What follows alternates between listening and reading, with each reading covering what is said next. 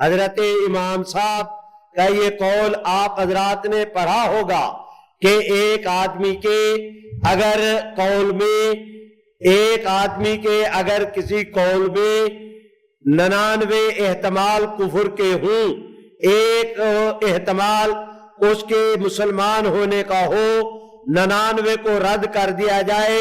کفر پر فتویٰ لگانے میں جلدی نہ کی جائے۔ میرے بھائیوں توجہ کریں، یہی حضرت امام صاحب جو دنیا پہ فتویٰ لگانے میں اتنے محتاط تھے،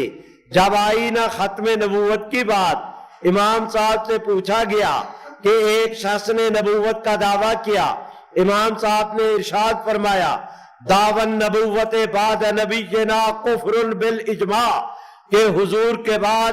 جو شخص نبوت کا دعویٰ کرے